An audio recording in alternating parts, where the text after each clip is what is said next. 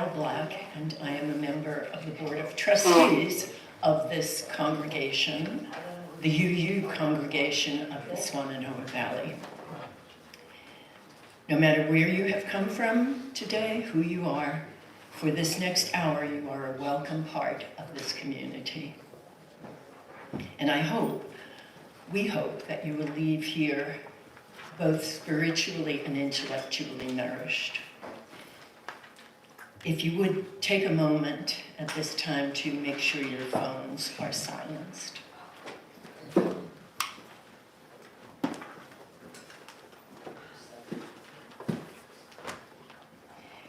We are a liberal and diverse community. We hold no dogma or creed. Our only doctrine is love. I said last week we hold no doctrine, and right on the wall beside me it says love is our doctrine. So I'll take that back. We do, however, try to adhere to a set of principles that you can read on the back of the order of service, and to uphold our congregation's mission, which is printed on the front. We also show respect for the first peoples of this area by our land acknowledgement on the back of the order of service, which I invite you to read with me. UUCSV acknowledges with respect that the land we are on today is the ancestral home of the Cherokee and other indigenous people. The Cherokee, through stewardship, understanding, and conservation, survive and thrive in this land. We acknowledge their enduring connection to their homeland. It's our custom to recognize first or second time visitors and those who have not been here for a long while. If you're comfortable doing so, please stand and tell us who you are and where you are from. Let's start on this side this week. My name is Lise. I'm here for a month, and I'm from Fort Lauderdale, Florida. Welcome. Thank you. Anyone else on this side? Anyone over here? My name is Evan. I'm currently living in Asheville, originally from DC, but I'm here permanently, so. Welcome. Thank you. Well,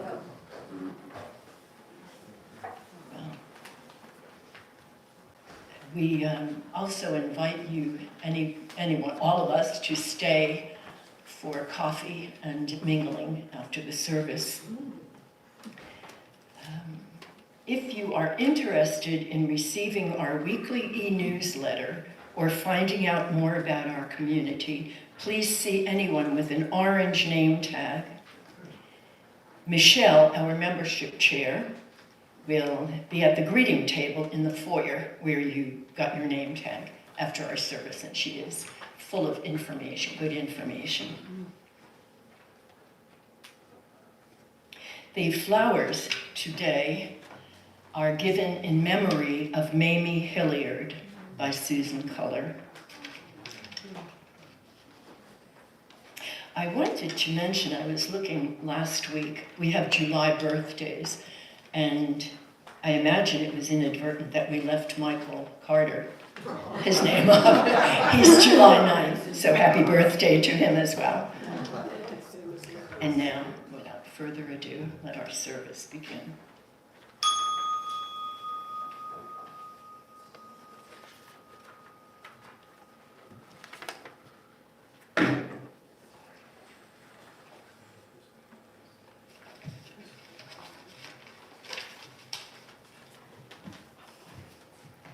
Good morning. Morning. I'm Marty Saltzman, and I had the pleasure of being on the sabbatical committee and suggesting that we invite Tommy Brown to do a service. I know him from Whitehorse, as many of you do. So I'm going to read some opening words. Life is a gift for which we are grateful. We gather in community to celebrate the glories and the mysteries of this great gift. Row will light the chalice.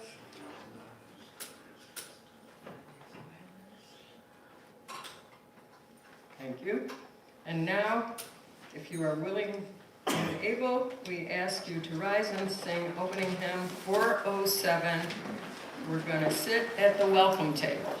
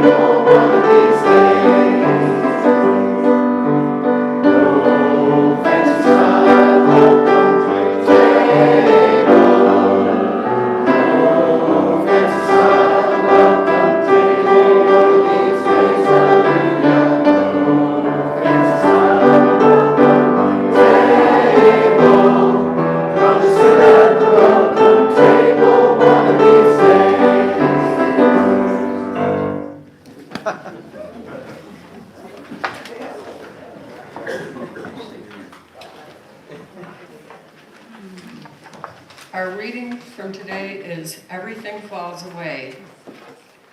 The first little bit is by William Stafford, who's a pacifist poet. There's a thread you follow. It goes among things that change, but it doesn't change.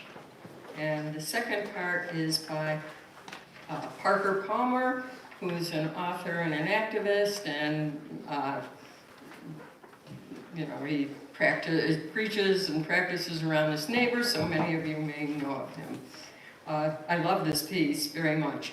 Sooner or later, everything falls away. You, the work you've done, your successes, large and small, your failures too. These moments when you were light, alongside the times you became one with the night. The friends, the people you loved, who loved you, those who might have wished you ill, none of this is forever. All of it is soon to go or going or long gone. Everything falls away except the thread you followed, unknowing, all along, the thread that strings together all you've been and done, the thread you didn't know you were tracking until toward the end. You see that the thread is what stays as everything else falls away. Follow that thread as far as you can, and you'll find that it does not end, but weaves into the unimaginable vastness of life. Your life never was the solo turn it seemed to be.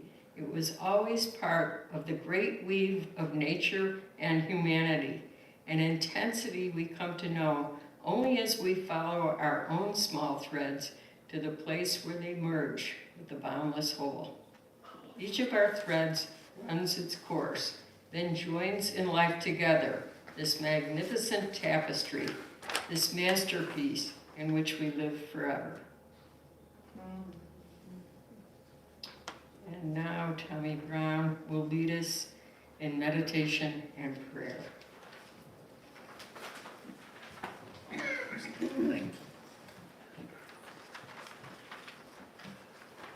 Join with me in some silence and reflection.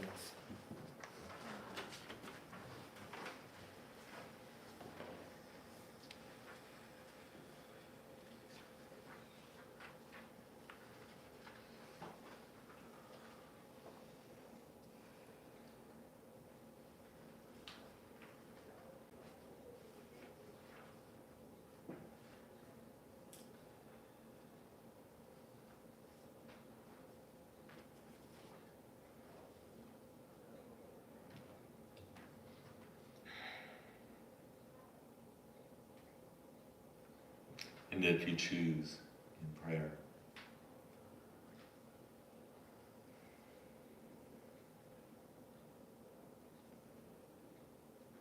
Great Spirit, universal being, weaver.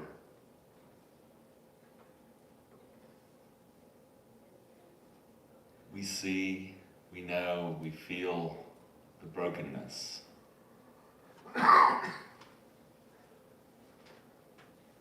For which we contribute, for which we mourn, for which we fret.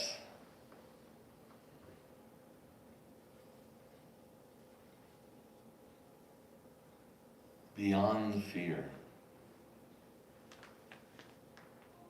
help us to see the binding,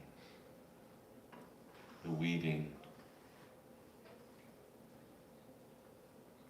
that which is beyond our sight, beyond our knowing, beyond our sensing. The connectedness of the whole, the connectedness of the universe.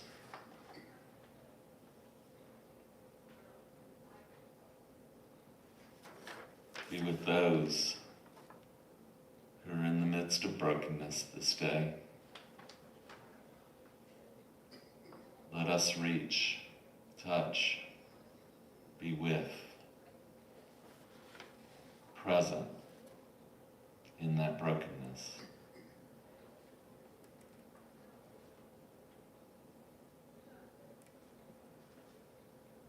Where we see so much greed, hate, hoarding, use.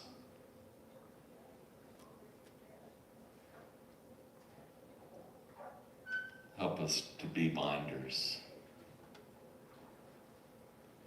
restorers of the breach, makers of good trouble.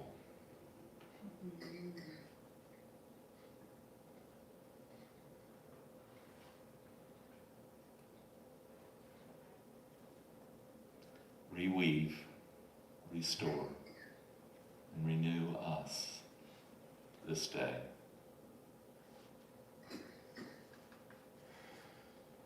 Amen.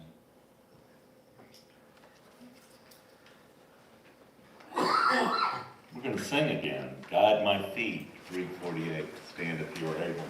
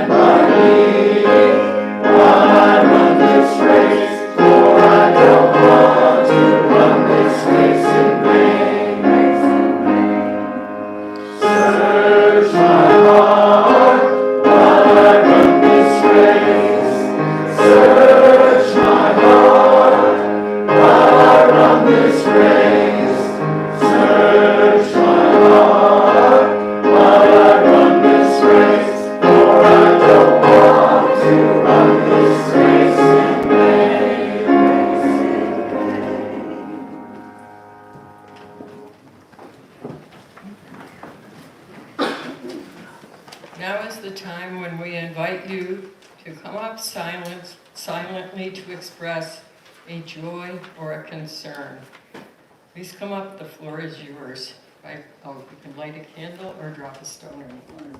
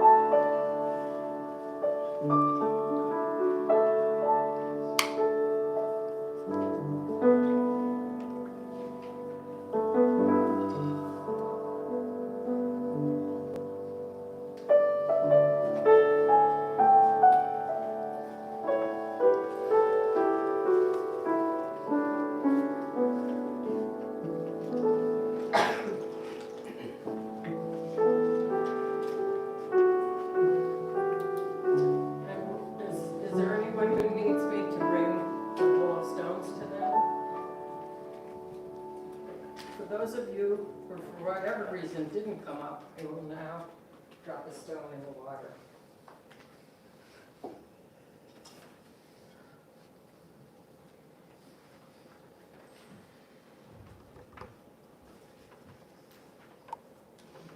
It's time for our offering.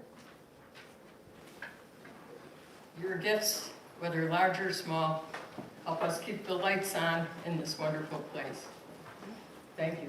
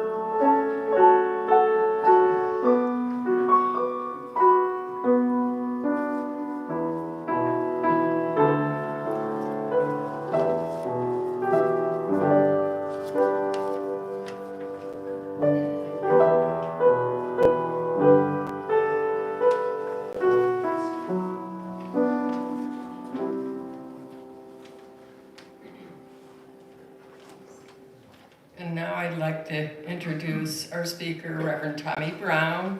Tommy's an ordained Presbyterian minister, and he also worked in Boone for many years with the UU Fellowship there. He was chef at an organization called Feed All Regardless of Means, which spells F.A.R.M, the F.A.R.M Café, and let me tell you, this man can cook. He can make stone soup that's delicious. So, Anyway, welcome Tommy Brown.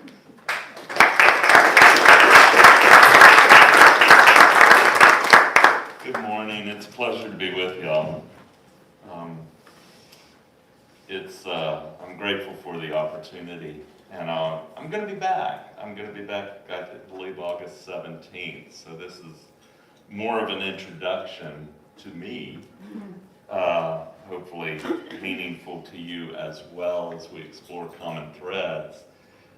In August, I'm going to dive a little deeper into some of the themes of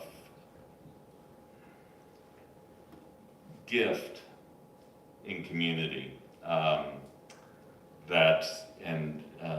something a little bit more intellectually challenging in August. I also had the opportunity, I was up in Boone this weekend with some friends from the UU Fellowship there, and they asked me to come speak in August as well, and I'm like, yeah, I can do that twice. That's gonna be a deeper dive. This one, we'll just intro a little bit about who you're listening to and that theme of common thread that Parker Palmer weaves in a lot of his work and speaks specifically to in what Marty read. If you haven't read Parker J. Palmer, pick up something. Throughout my studies, throughout my ministries, Parker's been one of the touchstones that I've gone to and continue to go to. I'm not really sure when I first learned that concept of common thread, of one's common thread that Palmer speaks of. It may have been just after my years attending Maryville College in undergrad when I began to consider a vocation in ministry. And I did, as one does, is forced to do, vocational discernment work. They test you and see, do you really want to do this? I guess I answered the questions correctly. I've done it for nearly 40 years now. And that had some consideration. Maybe that's where this concept of common thread was learned. It may have been at Louisville Seminary in graduate school, where I took several courses in faith development, and that's where I was introduced to Parker J. Palmer and many others in the field. I may have picked it up there. It may have been during my time in youth ministry. I was youth minister. I was first a camp director and then a youth minister at a big church in Greensboro, North Carolina, First Presbyterian Church.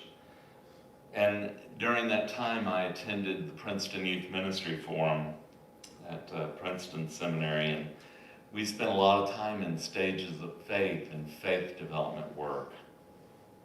Vocation were a significant element of study.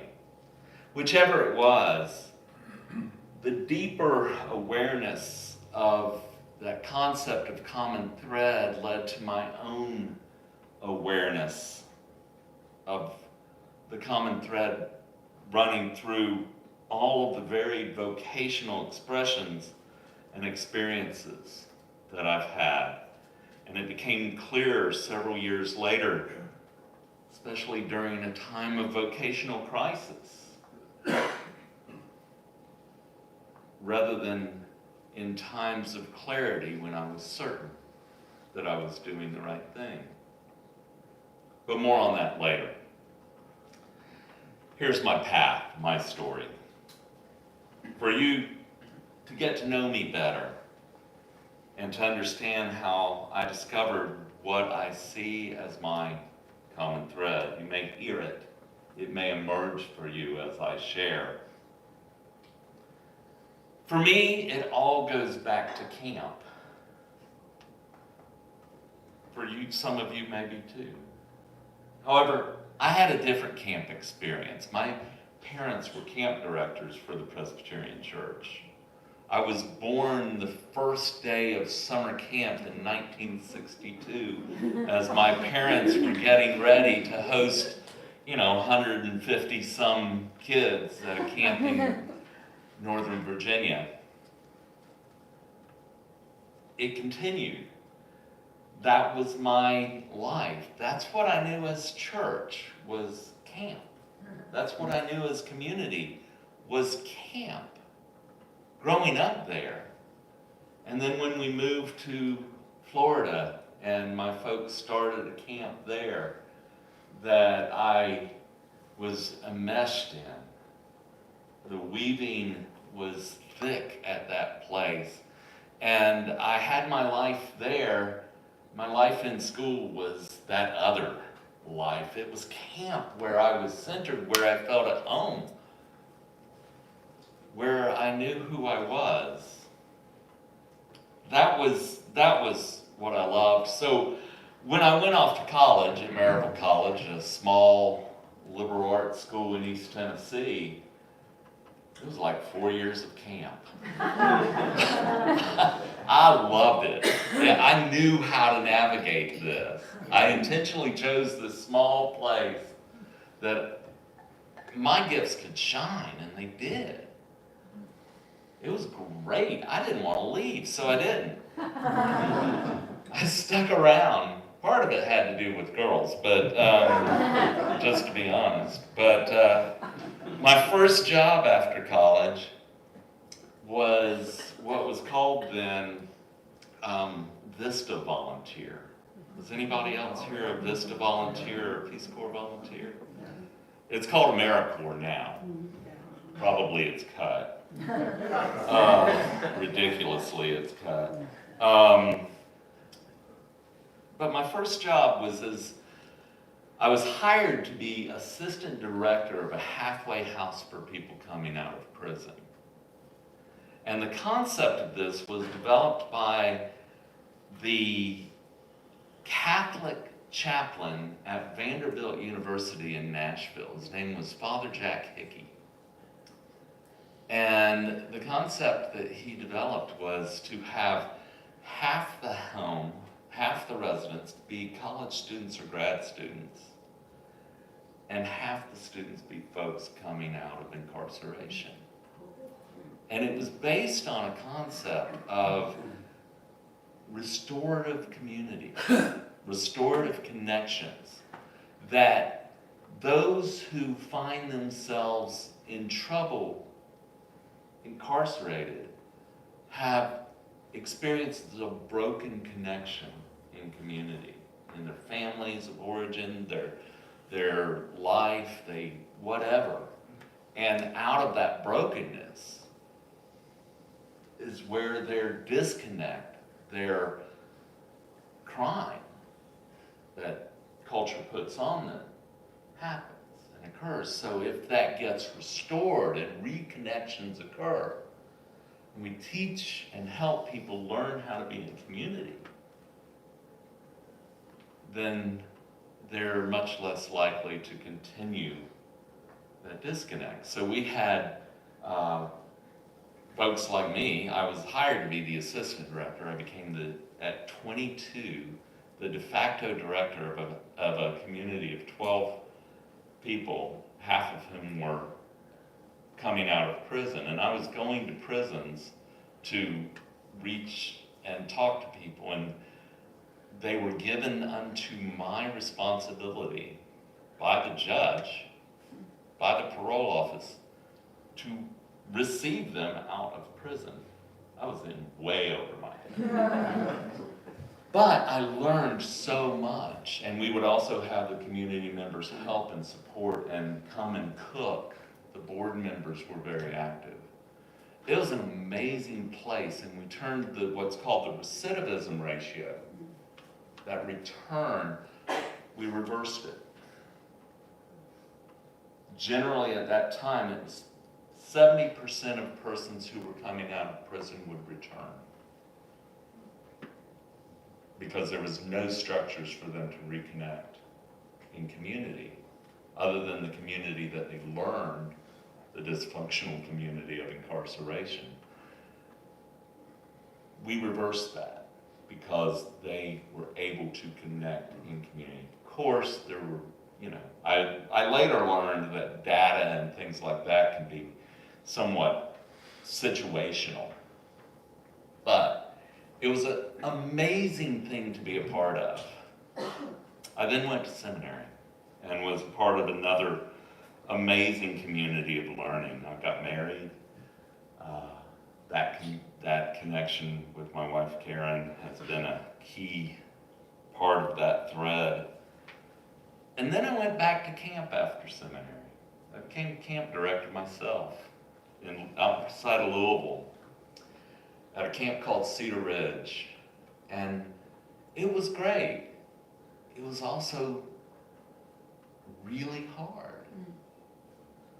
Because what I loved about camp, what I was really good at, was being the camp counselor, being the playing, being the leader, teacher, guide of others. As a camp director, you're trying to raise money. You're dealing with insurance people and lawyers, and this was in the early 90s when lawyers got a hold of camps and insurance companies got a hold of camps, and you couldn't do all the fun stuff. That's when the anxiety level, you all remember this, many of y'all lived through that, when the anxiety level of our culture increased significantly for various reasons, good reasons. But parents became very afraid of sending their children to camps. And so the camps had to do so much to ensure that these children would be safe. And rather, when I was in the 70s, and one of these days I'm gonna write a book about growing up in the 70s. Many of y'all could too. Our parents didn't know where we were. I had 160 acres to roam. If they saw me for dinner, it's like, put on some clothes and get back to, come eat. My mom made me wear shirts when I ate dinner. Because I grew up in Florida. It was shorts, nothing else. But that was really tough. And I lost some of that joy that I knew from camp. It was not necessarily the place. I lost the hands-on. I left camp and went to do youth ministry at First Presbyterian in Greensboro, a 2,500 member congregation. I had a budget bigger than I ever had at camp to do youth ministry. I call it my intentional ministry with the wealthy. I spent 4 years with 4 different heads of staff. We can talk about that later. But I did some good corruption. And some of those young people that are now nearly 50 are still doing some really cool things. Then I went to App State. I was called there to be the Presbyterian Episcopal Campus Minister, working with college students. And that was a blast. It was like the best part of camp, which is the camp staff. And the only difference was I had the camp staff all year long and the kids never showed up. And didn't have to, these are adults. They were 18 plus. It was great. I did that for 11 years. But the funding for campus ministry was going down. So I had to do other things. So I started teaching as an adjunct faculty at the university. I taught first-year seminar, Introduction to Critical Thinking is the other term I have for that class. I taught leadership and group dynamics in recreation management. So basically I was teaching camp counselors again. And I taught camp management, I taught some other things. I also later was teaching sustainable development, food justice and sustainable development. That was a good time. I was in App there in Boone for 18 years. In addition, after leaving campus ministry, before I left campus ministry, I started serving the UU Fellowship in Boone. I started working and being involved with F.A.R.M Café, feed all regardless of means Café, a pay what you can community cafe. And I got a certification in life coaching, where I wanted to work with college students who were struggling. That training also exposed me to the concepts of common thread and helped me really discern and discover my own. Then I left Boone. We needed to move down here. My mom had died. They were in Black Mountain. My father was still living here. Shifted to Highland Farms. My wife grew up in Asheville. Her mom's is still living here. And that was the crisis.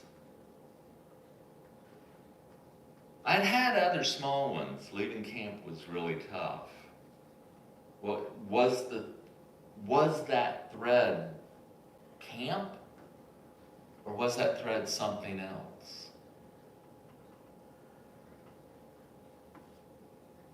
Here, I didn't have that thread, that community of 18 years in Boone. Y'all made moves where you leave your known, you leave friends behind, you leave the life you thought was your life, and then try to express that in some different way. I was like, I'm not going to do this thing that I've always done, camp. So I tried some retail. I knew folks at Mast. I did some stuff at Mast. I didn't like that. I did some stuff at Biltmore. I didn't like that. I started cooking at Highland Farms. And I decided that was okay, although institutional cooking is not what I love. I love putting stuff together and being creative, and that's not creative cooking. So I had to rediscover, what was it that thread was about? What was it that I'm really called? That's the term we use in ministry. But I don't know if that's the right term.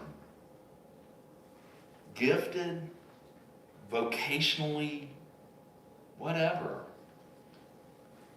But that common thread theme, what is the common thread? And what I began to look for and discovered was what I'm doing now, which is I'm director of not one but 2 lodges in Montreat, where we host people, where we create that vessel of welcome, that space that people can come into and be in community for a retreat, for a conference, for an individual time of reflection and learning. That's what I'm doing. It feels pretty good until COVID hits, until Helene hits. But I'm still doing that. So what's my thread? I've mentioned it several times. In reflection, again, later in life, especially through that crisis, I can clearly see that the common thread of my life is what I'm doing. It's facilitating, creating space and environments in which community can happen. I do community connecting and help people create and find community. Here's where it was through my thread. Camp, all about community connections, especially small group camping. I was a theater major undergrad. The process that I liked was the creative process of creating the play and then sharing it. It wasn't about the performance, it was about that process. process, about that community process. Dismas House, restoring community connections. Seminary, communal learning. Camp, again, directing and leading others in creating and facilitating community. Training the staff to do it. Youth ministry, leading, facilitating community experiences within that larger community of the church. Campus ministry, leading a small group over 4 years of discovery and learning. Teaching, experiential education is how I taught, in community and connecting. F.A.R.M Café, and there'll be a lot more on this next time. Food is the excuse for community to happen. We gather at table in community. Unitarian Universalists, discerning. I helped that fellowship in Boone discern their place, their role in that community in which they found themselves. That was my focus of being their ministry consultant. William Black Lodge, now we welcome and hold space for community.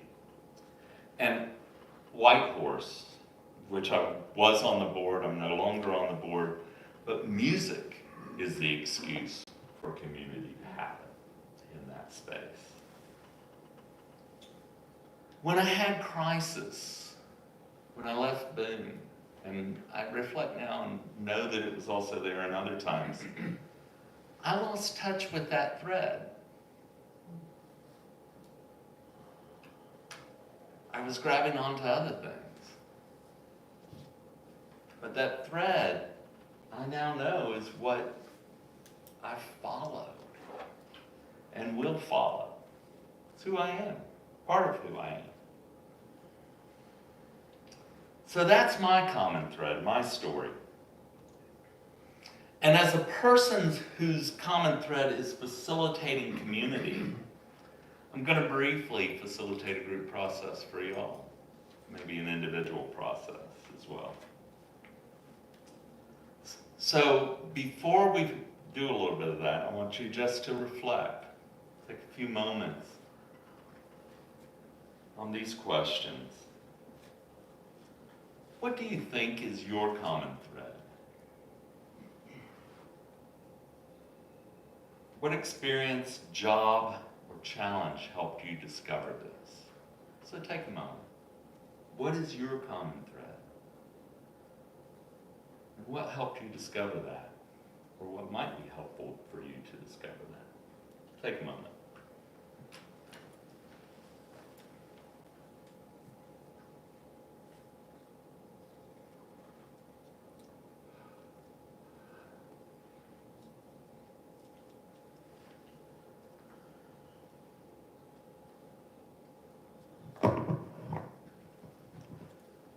Now what I want you to do is to get up if you need to, but find a group of 3 around you. Just group up real quick.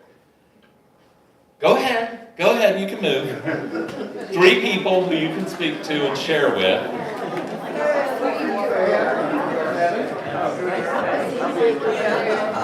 Introduce yourselves if you don't know one another. 3 or 4 is fine. And if it needs to be 2, that's fine too. But in reflection now, what's your thought? And it doesn't have, there's no right answer, y'all.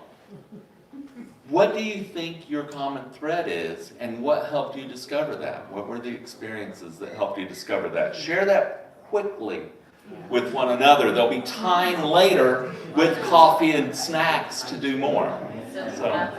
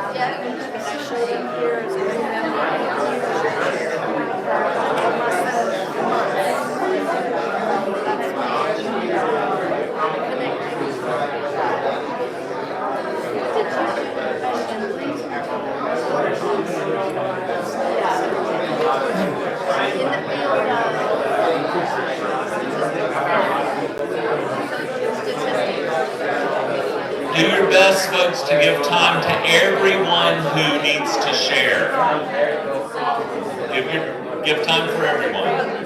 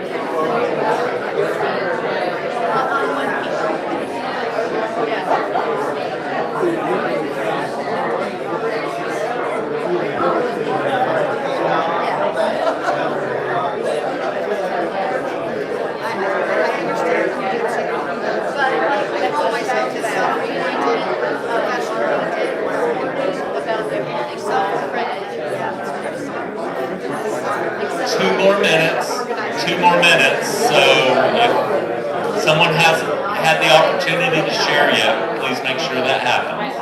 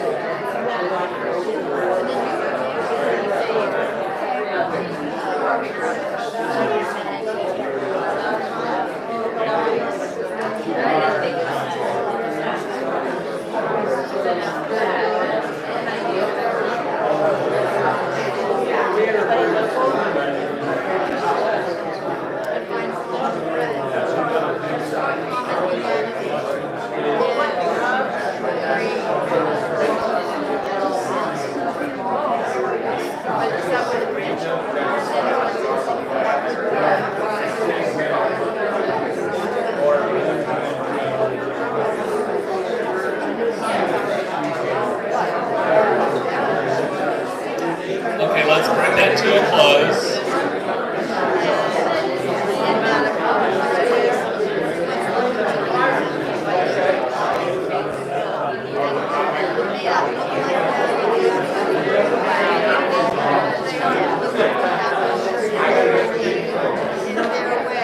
Bring it back in focus.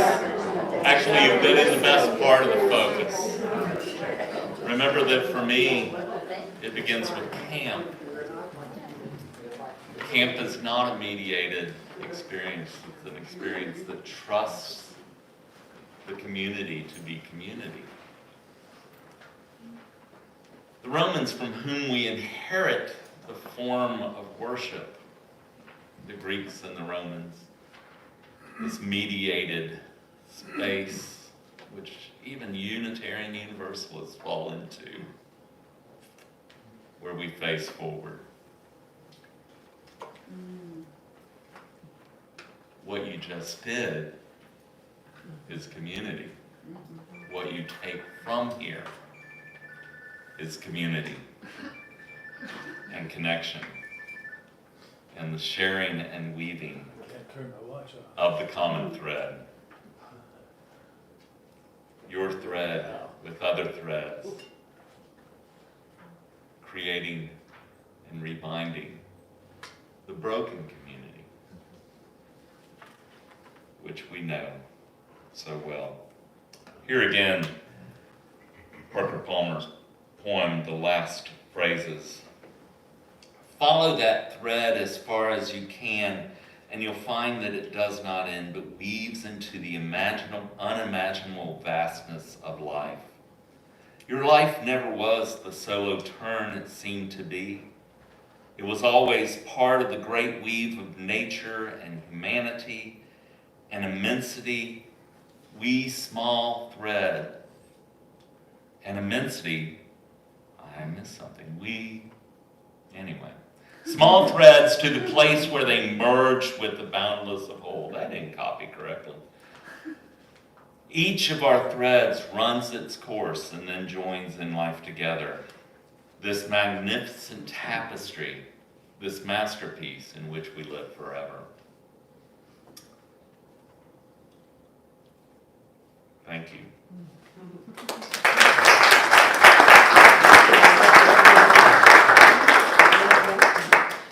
We're going to stand and sing this hymn, 327, Joy Thou Goddess.